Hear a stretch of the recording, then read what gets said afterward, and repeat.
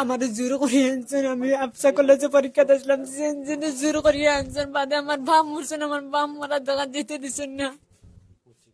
মানে আঘাত করে গান পাঠাইছে না। পরে আমি করে দেখাই করি, আমার চুল কাটিছেন যাতে শরমে আমি করে দেখাই না। আমার কানুন শোনা আসলো তা নিয়ে আমি বিক্রি করতেন, তার ভাই বোন সবে জানান। আর এখন আমার জিম্মা করে কইবা আমার মার কাছ থেকে বাপুর কাছ থেকে টাকা আনি দিতাম 5 লাখ 10 লাখ, তারপরে আমার মারতা না যদি মুক্তি পাইতে চাইতে টাকা আনি দিতাম।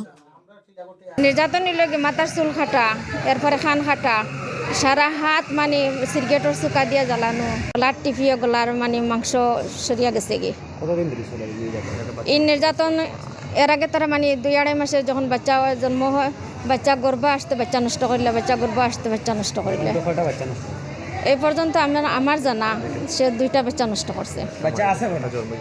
এখন আর নাই। এরকম দেশের বাইরে ছোট বড় ভাই এবং বাবার আছে সারা। একটা দুঃখজনক বিষয় যা মুখের কথা প্রকাশ করা যায় না, যা শুধুমাত্র খালি অন্তরাল আগুন জ্বলে। আমার ছোটো বোন তাহমিনা বেগম চৌধুরী, আমি ওর বড় বোন ফাতেমান জান্নাত চৌধুরী। উনি ওর সাথে লাভ ম্যারেজ করে মানে পালিয়ে নিয়ে কিডন্যাপ করে বিয়ে করেছে। তারপর আমার আব্বা মারা গেছে। আব্বা মারা যাওয়ার পর উনি আমার আব্বারে আমার বোনকে দেখতে দিতে আসেনি। অতএব গলায় সোনার হার ছিল, কানে দুল ছিল, ওগুলো নিয়েছে। তাই ভয়জনক বিষয়, উনি আর বাড়িতে কোনো দিন আসে নাই। আমাদের দুঃখজনক বিষয়, উনি আমাদের আব্বা না দেখা ওনারে আমরা কোনো আশ্রয় দিই নাই। আজকে 1.5 বছর কিছু কিছু মানুষ আমরা হয় যে ওনার উপর নির্যাতন, আমরা মানে ওগুলা নিয়ে নেই না, কারণ আমরা কষ্টগুলো আমরা মাঝে থাকে। আজ 5-7 দিন থেকে শুনছি যে ওনার উপরে খুব বেশি নির্যাতন চলে বিগত 1 মাস থেকে। গেছে কালকে আমরা খবর পাইছি যে উনি আটক আছে, বন্দি আছে। তাই জানলাম যে ওর বাড়ি হয় মানে খালিগঞ্জ নিচে, খালিগঞ্জ নূরপুর গ্রাম তার বাড়ি।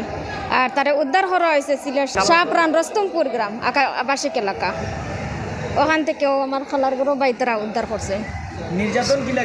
নির্যাতন নিলগে মাথার চুল কাটা, এরপরে খান কাটা, সারা হাত মানে সিগারেটের চুকা দিয়ে জ্বালানো, গলার টিপিয়ে গলার মানে মাংস সরিয়া গেছে গে। এই নির্যাতন এর আগে তারা মানে 2-2.5 মাসে যখন বাচ্চা জন্ম হয়, বাচ্চা গর্ভ আসতে বাচ্চা নষ্ট করলে, বাচ্চা গর্ভ আসতে বাচ্চা নষ্ট করলে, এই পর্যন্ত আমার জানা সে 2টা বাচ্চা নষ্ট করছে। এখন আর নাই, এখন প্রেগনেন্ট 3 মাসের শুনছি। আমরা সঠিক বিচার চাইলাম। তার ফ্যামিলিগত কোনো শাসন থাকতো তাহলে সে এতটুকু মানে করে যেত না। এখন আমার বোন মৃত্যুর বাজারে লড়াচড়া করছে। এখন আমি আইনের সহযোগিতা চাইলাম, আইন আমাদের সঠিক বিচার করে দেব।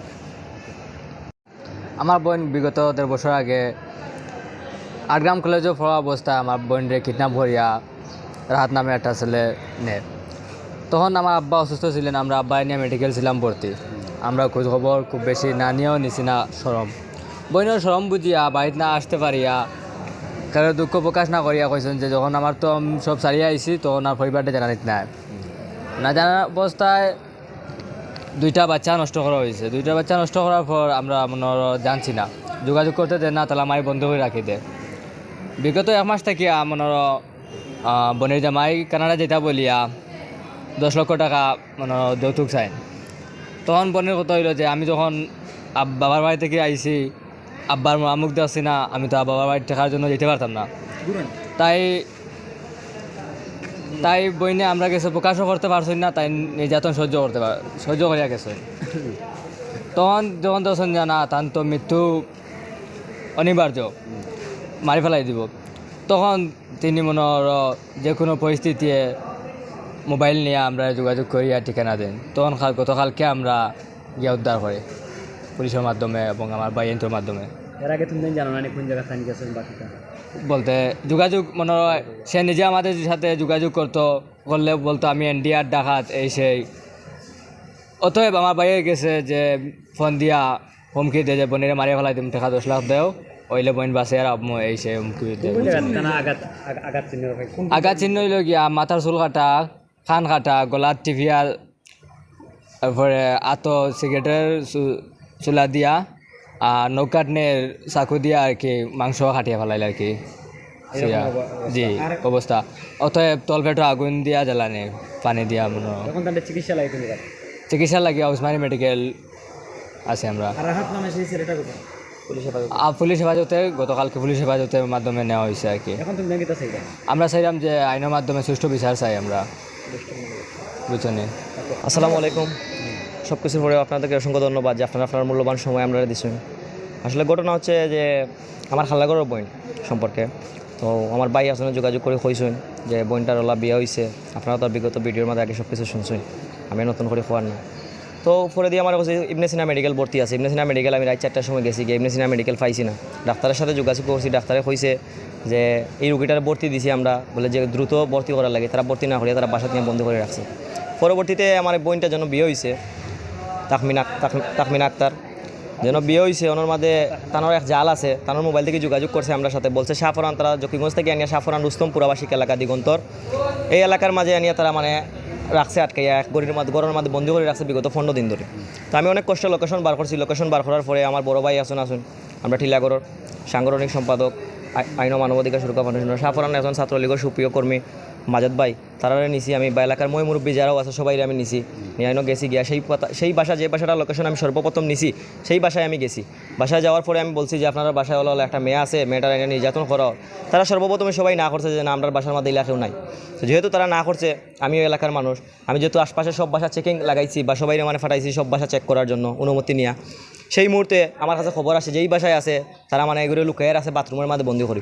তখনই আমি 999 ফোন দিই, পুলিশের সহযোগিতা নেই, পুলিশ বলতেছে পুলিশ আছে। তখনই আমার ভাই ব্রাদার যারা আছে, আমার আবদুল্লাহ ভাই এবং কি আমার ছোটো ভাই ব্রাদার যারা আমি ফোন করে নিছি, সবাইরে নিয়ে আমি বাসা দিয়ে অ্যাটাক করি। বাসার দরজা আমি দুকাইয়া খুলছি। খোলার পরে দিই বাসার ভিতরে, যেহেতু আমি গেছি, যাওয়ার পরে গিয়ে দেখছি বাসার মধ্যে রোগীর অবস্থা খুবই ক্রিটিক্যাল, রোগীর অবস্থা খুবই খারাপ। রোগী বাসার মধ্যে মানে বিছনার মধ্যে মানে বাথরুমের খান্দাত নিয়ে আমি মাটির মধ্যে রাখছে, আর সারা মাটির মধ্যে ফ্লোরের মধ্যে রক্ত। আমার কাছে ভিডিও আছে, ফটো আছে, ফ্লোর রক্ত ভিজা, রোগী মারতে পারে না। তখনই আমি পুলিশে কল করছি, পুলিশ গেছে যে আমার ভাই ব্রাদার যারা আছিল, আমরা অ্যাম্বুলেন্সে করি রোগীরা নিয়ে আমরা ভর্তি করছি, উসমানী মেডিকেল ভর্তি করছি। তাই আমি পুলিশে পাশে দিয়েছি শাহফরান থানাতে। আমি বিগত গিয়া কালকে মামলা করছি, ওসি স্যারে যথেষ্ট পরিমাণ সহযোগিতা করছেন এবং ওসি স্যারে মামলাটা নিছেন, নিয়ে ওসি স্যারে দিছেন, অফিসারও তারা ইনকোয়ারিতে আইব। ও পর্যন্ত আমি তারা মানে উদ্ধার করি, মানে হিন্দি গিয়া লই যাইছি আমি আর ভাই ব্রাদার সকলের সহযোগিতা। এখন যে অবস্থা মানে খুব গুরুতর অবস্থা। আসলে হে যে নির্যাতনটা করছে এটা আসলে বলার মতো না, মানে একটা মানুষের সাথে মানুষ এইভাবে করতে পারে না। আসলে এই যে নির্যাতনটা করছে সে মানে সেটা আসলে মুখ দিয়ে বলার মতো না। সে সর্বপ্রথমত 2 হাত নৌকাঠির যে চাকু দিয়ে মানে অনেক মানে ক্ষত করছে এবং সিগারেটের শুকা দিয়ে হাতগুলো জ্বালাইছে। এরপর পেটের মানে আস্তে সারা পেট সেই স্তরে দিয়ে বা গরম পানি দিয়ে জ্বালাই একটা বাচ্চা সে নষ্ট করছে। সেই প্রমাণ ডকুমেন্ট আমার কাছে আছে। এরপর একটা কান সে কেটে ফেলছে, কানের মধ্যে সোনার জিনিসটা সে খুলে দেওয়ার জন্য বলছিল, বিক্রি করবে, দেয় নাই, দেখে আসে কান থেকে টান মারে, সিরিয়াস কান মানে অবস্থা ক্রিটিক্যাল অবস্থা। তারপর মাথার চুল সে কেটে ফেলছে। মাথার চুল কেটে ফেলে সে মানে লজ্জায় যাতে কাউকে দেখাতে না পারে মেয়ে থেকে তাকে পুরুষ বানিয়ে ফেলছে। এখন যে পরিস্থিতি মানে মেডিকেলের বিছানায় সে মানে নিচে শুয়ে আছে, অবস্থা খুবই খারাপ। আমরা প্রশাসনের সহযোগিতা চাই, আর এইরকম মানে কেউ যাতে কেউর সাথে করতে না পারে। এই যে মানে ঘটনাটা সে ঘটাইছে বা করছে, আমার বোনের সাথে হাজ করছে, কাল হয়তো আপনাদের বোনের সাথে করতে পারে, আরও আছে। আসলে আমার বোন না, আপনাদের সবারই বোন। তো এরকম মানে করাটা সে উচিত হয় নাই, মানে এটার মানে দৃষ্টান্তমূলক মানে আমি শাস্তি চাই।